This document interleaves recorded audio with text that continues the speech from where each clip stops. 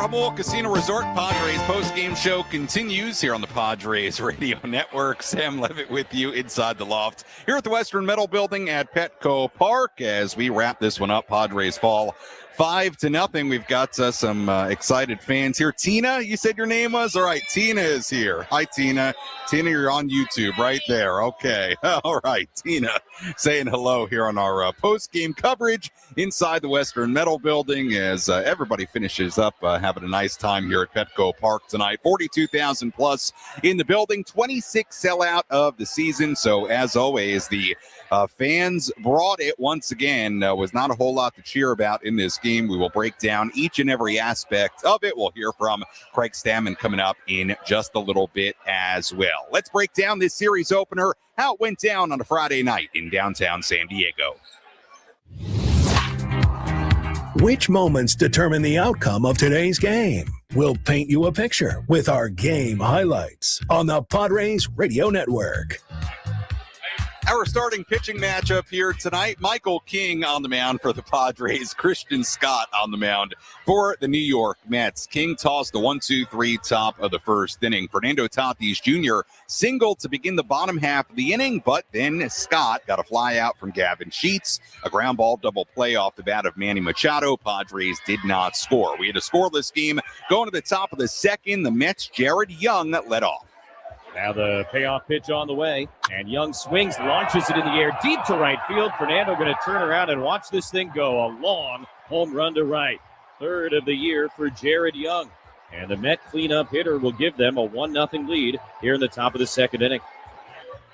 That's all King allowed in the second. Fast forward to the third. Padres still down 1-0. Luis Torrens hit a leadoff double with 2 outs, and Torrens still on second base. Bo Bichette hit a triple into the right field corner. That scored a run, and the Mets had a 2-0 lead through 2.5 innings. Meanwhile, Christian Scott, who we said in the pregame, really nice numbers through 7 starts on the season heading into tonight. He was dealing early on. He had allowed just 2 singles and a walk through 4 scoreless innings. King was back on the mound in the 5th inning. Padres still down 2-0. He gave up a leadoff single to Brett Beatty. A couple of batters later, it was the former Padre, Luis Torrens. Got 11 this year, more than anybody in the league. Now a fly ball deep to center field straight away. Merrill's back. He is at the wall, scaling the wall, but it's going to go. Long home run to center for Luis Torrens. Doubled off the wall in the third, and now his first home run of the season here in the 5th. A 2-run shot to double the Met lead. It's 4-0.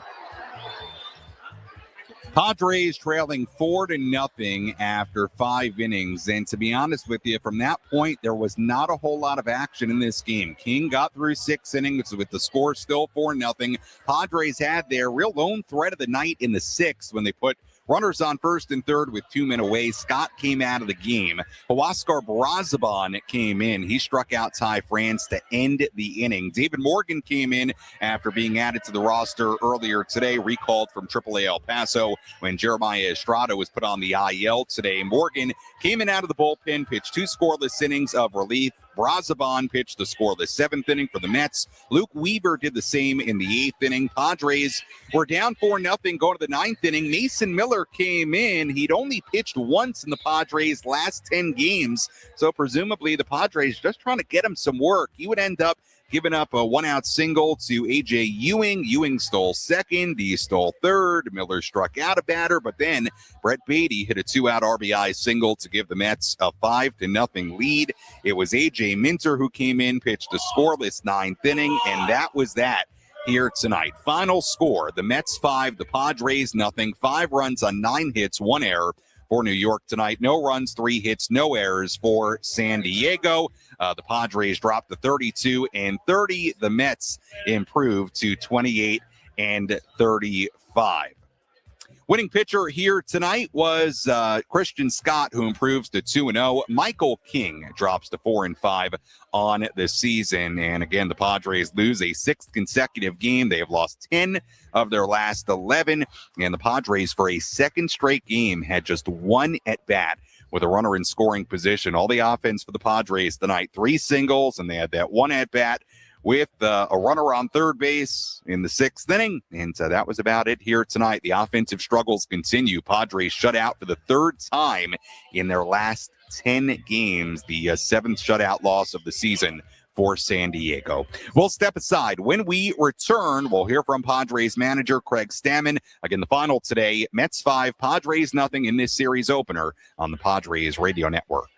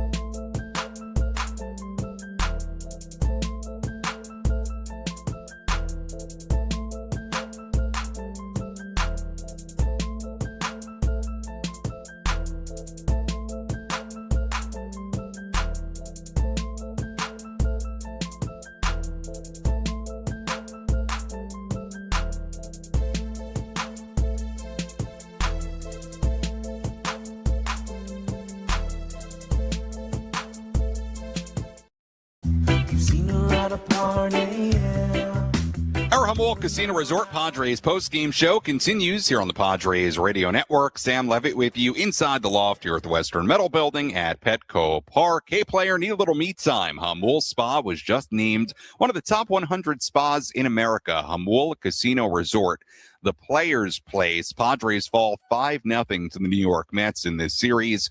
And homestand opener, really no other way to put it. It is not going well for the Pods right now. They have lost 6 in a row. They have dropped 10 of their last 11 games. Padres get shut out on just 3 hits in this game. As we've said, handful of times, only 1 at bat with the runner in scoring position in this game, despite the 2 home runs yesterday. They had only 1 at bat in Philadelphia with the runner in scoring position yesterday. So what that tells you is that they're just not stringing together much offense whatsoever right now. And again, they did have the 2 home runs in yesterday's loss in Philly. But as far as stringing hits and at-bats together, it is not happening right now. And the Padres have now lost 10 of their last 11 games. And just less than a couple of weeks ago, the Padres were 11 games above 500. They are now 32-30 on the season. And we alluded to it yesterday after the sweep in Philly. that if you didn't have a good homestand, I mean, you could start really hovering around 500, and it's sort of dangerously heading that way as the Padres continue, unfortunately, to struggle. We'll see if they can bounce back tomorrow. The pitching matchup tomorrow, Griffin Canning, former Met, on the mound for San Diego, and very talented young right-hander Nolan McLean on the mound for the Mets. So it is going to be a tough customer for the Padres to face once again tomorrow in Nolan McLean. Padres did not have many answers for the Mets pitching today. Christian Scott, young right-hander, he was good, 5 2/3 innings, no runs given up. They had the one little rally against him in the 6th inning. Huascar Brazoban came on, got out of it, and then after that it was Brazoban in the 7th inning, a scoreless frame. Luke Weaver, a scoreless 8th inning. AJ Minter in the 9th inning to put on the finishing touch of a 5-0 Mets win. Let's go downstairs. Here's some post-game reaction from Craig Stammen. Let's pull up a seat in the manager's office and hear from Padres skipper Craig Stammen. Served up by Sinley Food. If you've had better chicken, you must be a rooster. What did you make of Michael King's outing tonight? Some good, some bad. A couple homers kind of cost him tonight. Really finished strong that last inning, but I know he's not happy with it. What was the value of him still being able to provide 6 to you guys tonight? Oh yeah, he kept his pitch count down the whole night. Got off to a good start there in the 1st inning. Solo home run in the 2nd. Still going good. You can't. Solo home runs are a part of it when you're throwing strikes. For him to get 6 innings saves the bullpen a little bit, allows us to get to the next day, with a fresh bullpen and ready to go. I'm disappointed to come home and, you guys were looking for like a new start. I don't know if it's any more disappointing than yesterday or the day before. Yeah, they're all disappointing. Anytime you lose, it's disappointing. And especially when you don't score any runs and don't get any momentum going, very disappointing. Their pitcher threw a good game today against us, but like I said before, we got to find a way, and we're still searching for it. One of the things you guys have been trying little things, and Jackson bunted or tried to bunt, I should say. Is that you or him? No, that's kind of him. That's kind of the players kind of banding together, saying, we got to try any way possible to get this thing going. They're talking amongst each other. They're trying to keep their family tight and do it together. And sometimes it's going to work, and sometimes, like today, it just didn't come out on the way that we wanted to. And the execution wasn't there. I'm assuming though that you like that, just like maybe you like being a little more aggressive on. Oh yeah, pass. Yeah, exactly. I wanted to play baseball, and sometimes when you're not scoring, you get so focused on your swing and executing, what you want to do in your at bat for yourself to get yourself better numbers. And I think that's been the message of the team is like, how can we do this together? How can we hang on this together? We can ignore the result and just go play baseball as best we can, like you guys have since they were little kids. And the closer we get to that, the better off we're going to be. Decision to go to Miller in the 9th innings. That just he hasn't pitched much lately. Yep. And obviously that's not a good thing, but to use him with 5 games coming up, was that any concern, or you just want to get him work and get him going? Yeah, I think we talked about doing it on the road, which is much more difficult in a losing game, having to pitch the 8th inning if you're going to pitch. So we felt, back at home was probably the best chance of doing it. That was Padres manager Craig Stammen following this 5-0 loss for the Padres against the Mets tonight. Sam Levitt with you inside the loft here at the Western Metal Building at Petco Park. As always, our postgame coverage brought to you by Jamul Casino Resort, the Players' Place. Let's chew on a couple of things that Craig was asked about there. The bunt by Jackson Merrill and what they were talking about there. Padres were down 1-0 in the 2nd. Ty France started at the bottom of the 2nd against Christian Scott with a single, and then Jackson Merrill tried to lay down a bunt for a hit and popped it up, and Brett Beatty made a really good play on it in foul territory, got to it, slid, and made a really nice catch, and Merrill was out. Look, there's no doubt it is early in a game for a guy like Jackson Merrill to be bunting. And I think, on one hand, is it a super big deal? No. On the other hand, is it maybe a little indicative of, I think, 2 things. One that is, I think, understandable, but one that I think is just sort of a result of how it's going for the Padres right now. I understand this offense trying to do some different things to get it going, right? We saw it during the road trip. Putting guys in motion. Unfortunately, there was that game in D.C. where you had two guys overslide bases in 2 innings, but you were trying to get the offense going, put guys in motion. Jackson's trying to lay down a bunt there. At worst, if he gets thrown out at first base, you get the runner to second.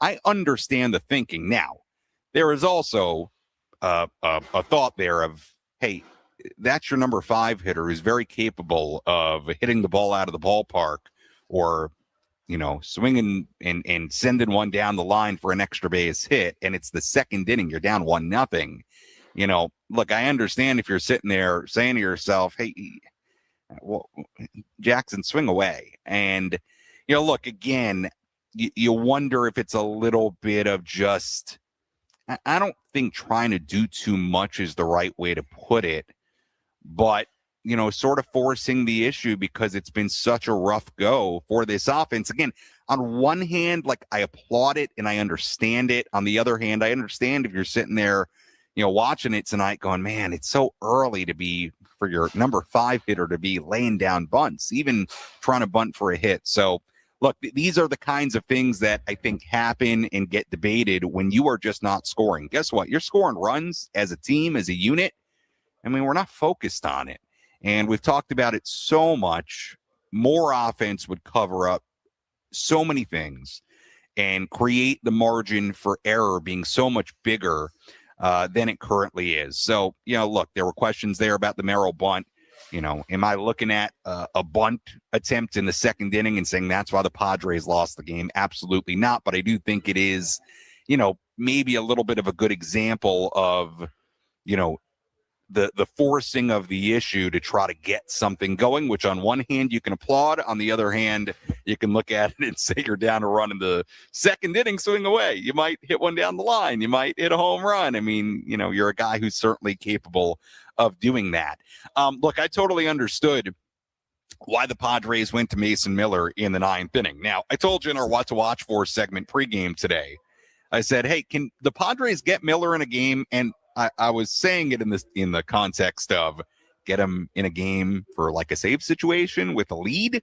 I didn't mean get him into a 4-0 game. However, I totally understand why they put him in the game. I mean, he's got to work, and he's pitched one time, entering today, one time in the last 10 games. Once.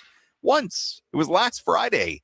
I mean, he has to have some sort of ability to stay somewhat sharp. So, look, it was one of those scenarios where you're trying to get him some work and not overwork him. You saw them go take him out, after 4 batters when his pitch count was at 17. They didn't want him to go out there. Now he's, in a 4-5-0 game throwing 20-something pitches. So they just wanted him to go out there and work, unfortunately.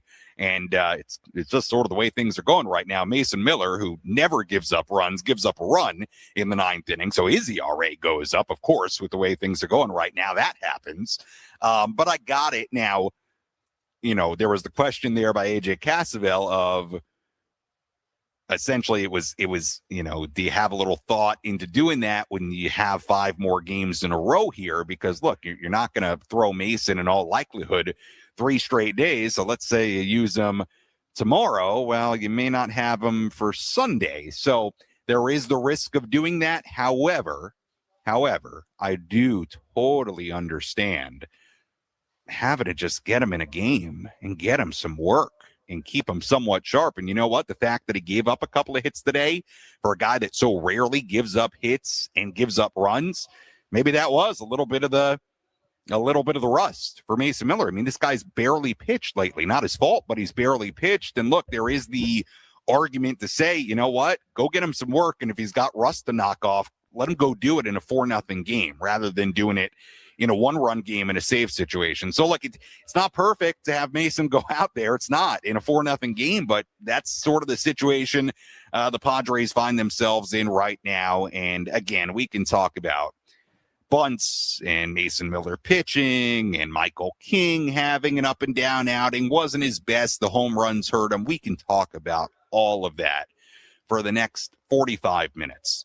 But the bottom line right now is, and I'm not breaking any news to Padres fans out there, right now you're laser focused on the lack of offense. And that is the story. It's been the story really all year, and feels like it's hitting a bit of a crescendo right now with the Padres shutout here tonight on 3 hits. Again, last 2 games, they've had 1 at bat with a runner in scoring position in each game. And unfortunately, just not going very well right now for the Padres offense and the team in general. They've lost 6 in a row in 10 of 11. When we return, we'll get into our daily awards. If you want to squeeze a phone call in on this Friday night, 833-288-0973. Phone number to call, 833-288-0973. The phone number to dial. We'll also, kind of revisit some of the storylines before the game. The big news about Ramon Laureano, we'll talk about that as well. 5-0 Padres fall in the series opener to the Mets. Our postgame coverage continues after this.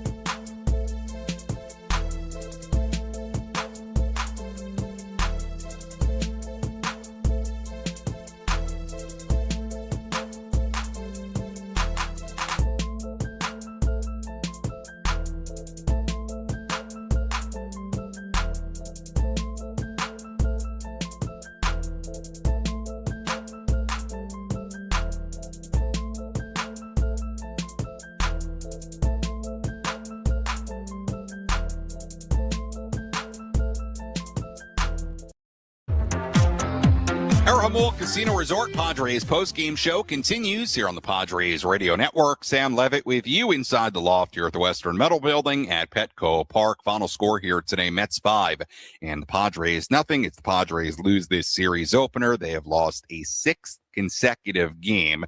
We will squeeze in at least a couple of phone calls here on this Friday night, 833-288-0973, phone number to dial. Full look at the out-of-town scoreboard coming your way as well. But first, let's tell you about today's relief pitcher of the game. Which pitcher entered the game and slammed the door shut?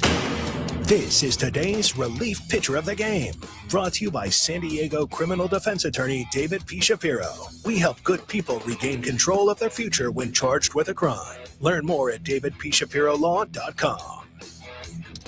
Our relief pitcher of the game, we'll stay on the Padres side of things because we can. Certainly a nice positive silver lining from tonight's game. David Morgan, very, very good in his return to the major leagues after getting called up from AAA El Paso Earlier today, Morgan, 2 scoreless innings out of the pen. Hey, kept it a 4-0 game, kept the Padres right in the game, and he was good. 2 innings, 1 hit given up, struck out 2, walked nobody. As you probably remember, it was pretty up and down for David in the early part of the season before he got sent back down to AAA. Of course, that's after what was just the stellar rookie season in 2025 for David Morgan. So good to see David Morgan come out today and put together a couple of really nice innings. Hopefully a sign of things to come for David Morgan.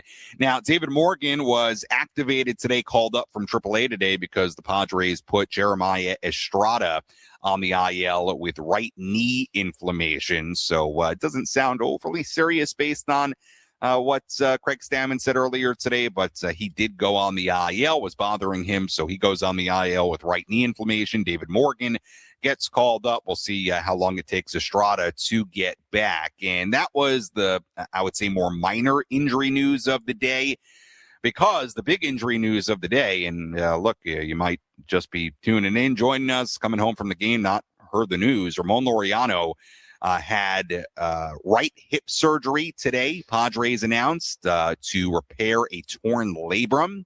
The typical recovery time for something like that is usually a minimum of 4 to 5 months, and it sounds like there's a pretty good chance Ramon's season is over. They didn't totally rule out the idea that he could come back towards the very end of the season, but certainly sounded like there's a very real possibility, likelihood, however you want to put it, that Ramon Laureano is done for the season after having the hip surgery earlier today. And, yeah, look, I know the numbers before he went on the IL were not good. It was not anywhere close to what he was in 2025 after the trade, where I think you can make the argument after the trade and the 2 months after the deadline.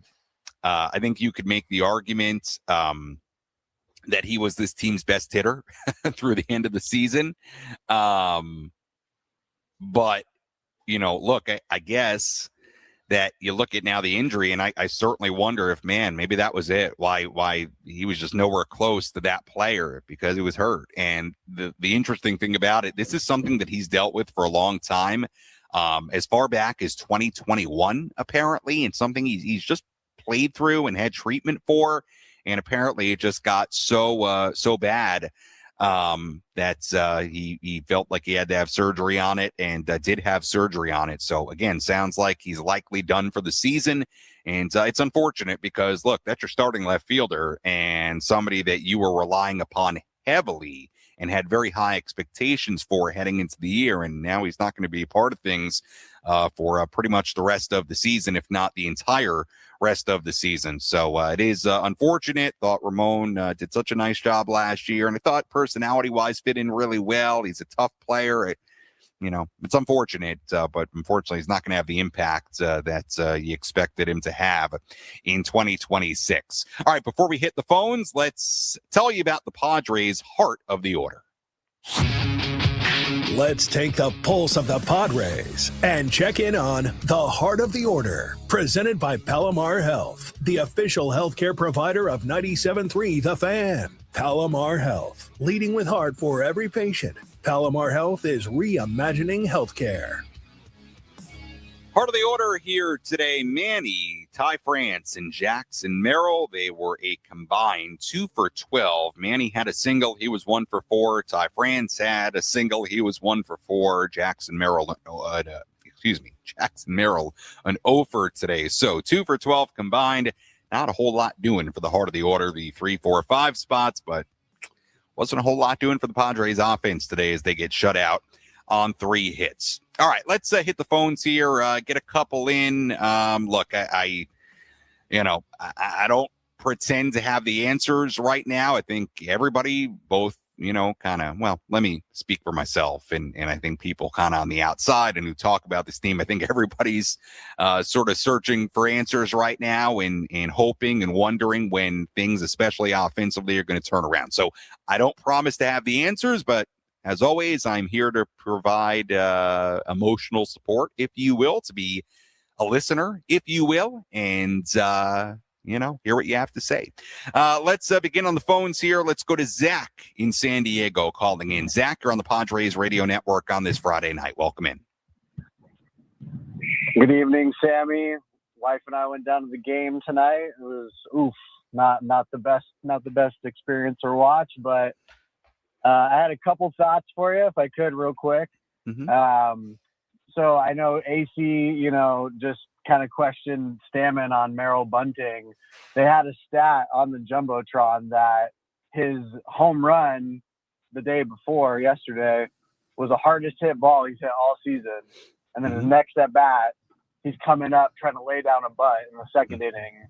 I think it's just a symptom of, the lack of offense and what's going on with this team. But the only other thing I noticed for the first time, I think seeing it in person really highlighted it. Mm-hmm. They're not, in my opinion, working counts. They're not getting in good hitters counts frequently enough to get the pitches to hit. You finally saw, I saw Manny work a count, watch some, hard throwing, close pitches, finally gets to a 3-2 and gets a base knock, and it looks pretty good. And they're just not getting in a position to have those opportunities very much because they're just swinging all over the place, and they're staring at pitches that, are coming down the heart of the plate and swinging at the stuff, off the plate too frequently. They're just making it too easy for the pitchers to throw in the junk. And I think that's, I don't know how you fix that, by the way, Sammy psychiatrist, but yeah. Zach, appreciate the phone call. Look, to your 2 points. I mean, I think the Merrill Bunting, to me, that is that's something that you see at a time when your team is struggling to score. And again, on one hand, I understand, and I understand that on one hand, you're trying to figure out ways to get this offense going. And maybe you're sitting there, if you're Jackson, in the second inning, down 1-0, saying, you know what, let me try to bunt for a base hit. If I don't get on, maybe I can at least push the runner to second. Maybe we get a single after that, tie the game, and sort of reset the game.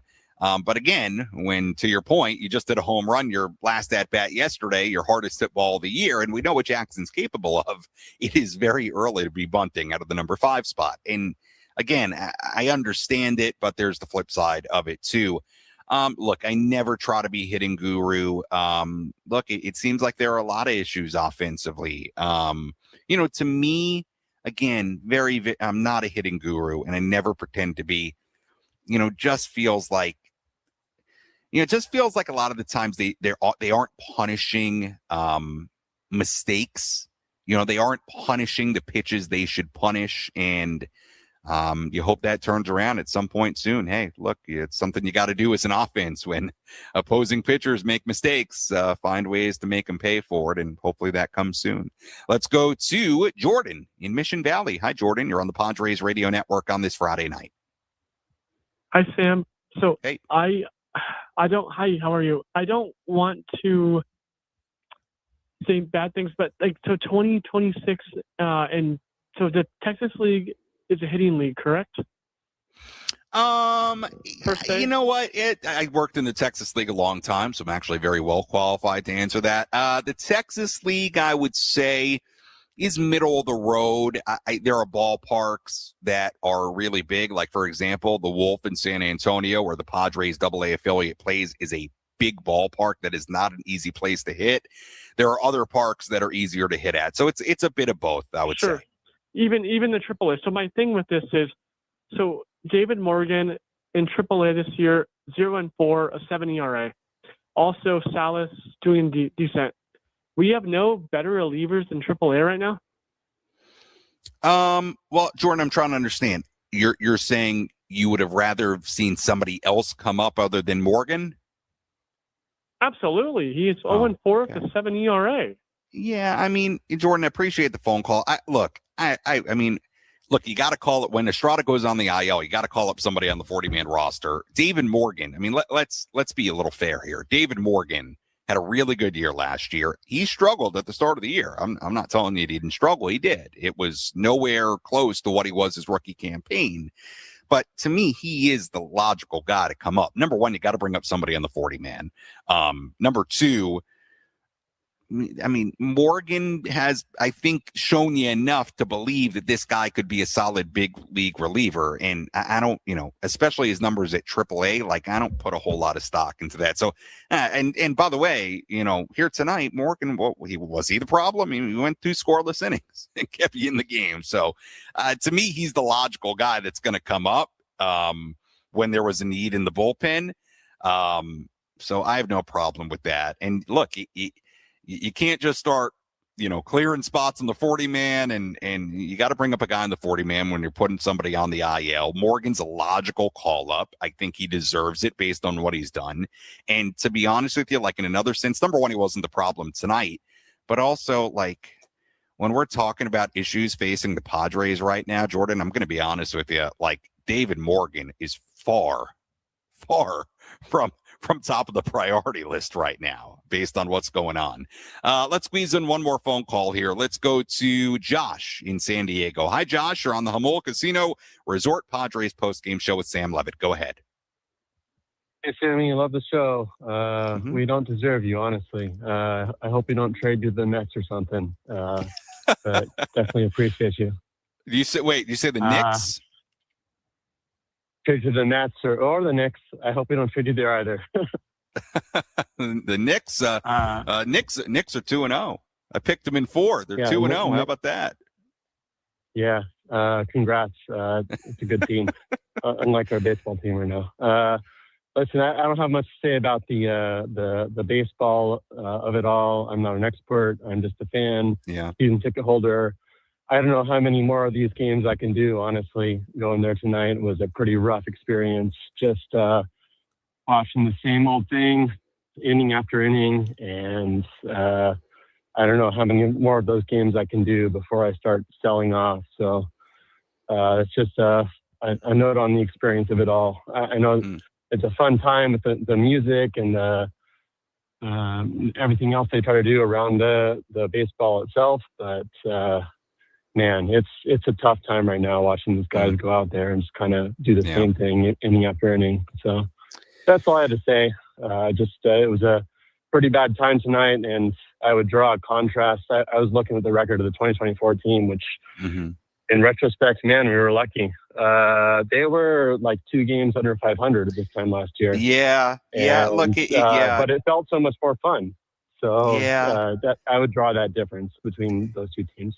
Yeah, Josh, appreciate the phone call. Look, I hope you keep the faith and keep on coming out. I understand. There was not a whole lot of fun tonight from a baseball standpoint. And look, you're right. The production team, what they do here at the ballpark, the environment, the atmosphere they've created, they've done a fantastic job. But that doesn't control the baseball. The only people that control the baseball are the 26 players on the Padres roster. And it's been rough lately, and it was rough here tonight. 3 hits, 3 singles. There was not a whole lot to cheer about. So in front of a sold out crowd. So I understand your sentiment. Hope you'll continue to come out and continue to keep the faith. Look, I think I always say this. I think 2 things can be true at once. This is a really rough stretch for this team right now. Losing 10 of 11 is no fun. And I also think it's a little bit exacerbated by the fact that the offense has been an issue all year from the very get-go. And I think part of what the fear is right now is when they were winning, when they were sitting 11 games above 500 and they were finding all these ways to win, and hey, we gave them their flowers. I mean, I sat up here, I think after the Dodgers win, the first Dodger win of that series here at home, which was 2 weeks ago. Was it less than 2 weeks ago? I think that was a Monday. I have to go look it up. Whatever. It was about 2 weeks ago. I said, look, I'm not going to focus on what this team isn't. I'm going to focus on what they are. And that is, to this point, whoever is hitting, struggling, whatever, man, they're just finding ways to win. And they're gritty and they're gutsy. But we always wondered, not just me, but anybody who analyzes this team, we always sort of wondered, well, they're getting this done right now, but are they going to be able to keep this up if the big guys don't get it going? And those guys are going to have to get it going for this team to continue to win. And the problem right now is that, well, the big guys haven't got it going. A lot of the guys that carried you are not hitting anywhere close to where they were a couple of weeks ago. And I think on top of that, you've seen some other aspects of the team falter at times. The bullpen, had some tough moments in Philly. The starting pitching has not been stellar. So to me, the way you lose 10 of 11 is now a little bit of all of it. It's not just the offense. It's a big part of it, but it's a little bit of all of it. But I would say this, Josh, and I'll kind of wrap up our phone calls here with this point. Okay. And I'm not trying to sugarcoat. I'm not trying to tell you fans out there that you're seeing something you're not seeing. I desperately try not to do that on a nightly basis. But I will and you brought up 2024 and where they were that season. Now, again, that offense was a lot different than what this offense has shown so far, just by the numbers. There's a long way to go. We've got 100 games left. Tonight was game 62. Again, I'm not trying to tell you everything's going swimmingly right now. I'm not trying to tell you the offense has been great. I'm not trying to lie to you, but I will say something that is factual and true, and that is there are 100 games left and a long way to go. And baseball seasons are very long, and they typically have lots of twists and turns. And sometimes when things seem to be at their darkest, what's the line? It's darkest before dawn. It's like something like that. Darkest before the dawn. I guess that's what I'm trying to say is things can turn quickly in a baseball season. Things can turn really quickly. And a team that looks lost in 1 month can look like the best team in baseball the next month. We see it all the time. I mean, again, different team, different set of circumstances. Take the Phillies. They lost, what was it? What did they lose? 10 in a row at some point? Was it 12? I should know this. They just played them. I was saying it.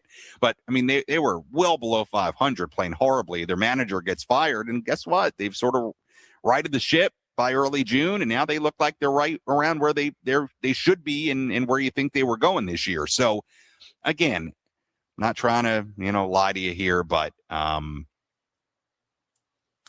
there's a long way to go.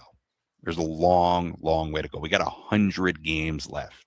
Okay, I'm not telling you it's going great right now, but there's just a long way to go, and you never know what the 100 games left are going to have and entail and what you'll experience. So, look, you hope. We say dark. It's always darkest before the dawn is the line. Well, you hope the dawn begins tomorrow. The sun is coming up. Hopefully this is sort of the rock bottom. If that's the case, then I think the Padres are going to be all right. We'll see. Tough one here tonight. Tough stretch. No doubt about that. All right, let's step aside. Full look at the out-of-town scoreboard, play of the game, wrap things up, get you ready for tomorrow on the Padres Radio Network.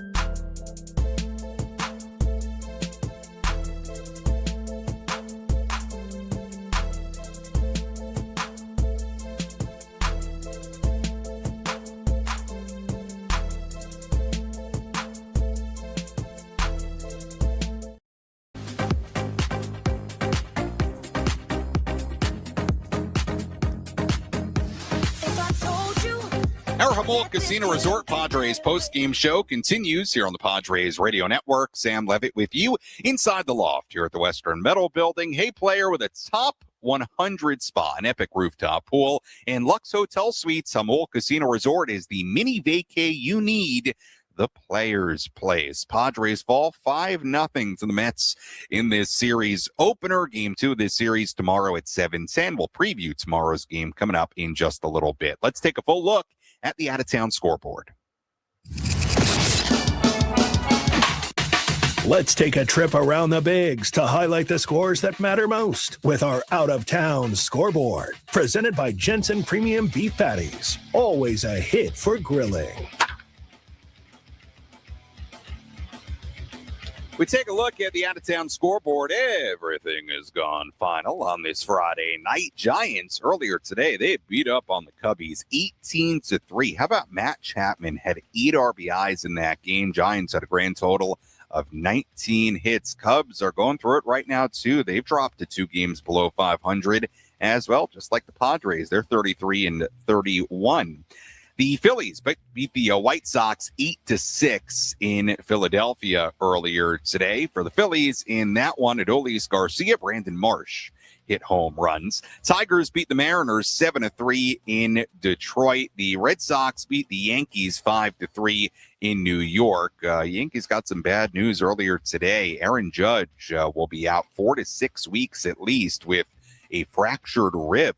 Going to get re-imaged in 4 to 6 weeks, so he's going to miss some significant time. Orioles beat the Blue Jays 13-3 in Toronto. Rays blanked the Marlins 6-0 in Miami. The Braves beat the Pirates by a final score of 6-3 tonight in Atlanta. Mauricio Dubon hit a home run in that game for the Braves. Astros beat the A's 5-1 in Houston. Cardinals beat the Reds 10-3 in St. Louis. The Rangers beat the Guardians 3-2 in Arlington tonight.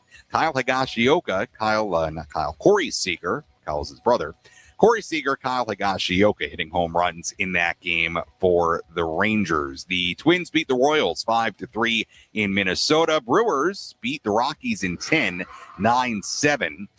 Nationals beat up on the Diamondbacks 14-1 in Arizona today. And finally, Dodgers and the Angels. They had a scoreless game in the 9th inning in LA tonight. Freddie Freeman hit a walk-off home run for the Dodgers as the Dodgers win it 1-0 over the Angels. That was the lone run of the game, the Freddie Freeman walk-off home run, and that was against Kirby Yates, the former Padre. That's a full look at the out-of-town scoreboard on this Friday. Final score here tonight, Mets 5, Padres nothing. Let's hear tonight's play of the game. One bounce, one hit, one pitch can be the difference between victory and defeat. What was the most important play in today's game? This is today's play of the game. Presented by Bill Howe Plumbing, Heating and Air, Restoration and Flood. We know how. Got 11 this year, more than anybody in the league. Now a fly ball deep to center field straight away. Merrill's back. He is at the wall, scaling the wall, but it's going to go. A long home run to center for Luis Torrens. Doubled off the wall in the 3rd, and now his first home run of the season here in the 5th. A 2-run shot to double the Met lead. It's 4-0. Now, former Padre Luis Torrens, the 2-run home run in the 5th inning, the biggest swing of the night for the Mets, who had all the runs tonight.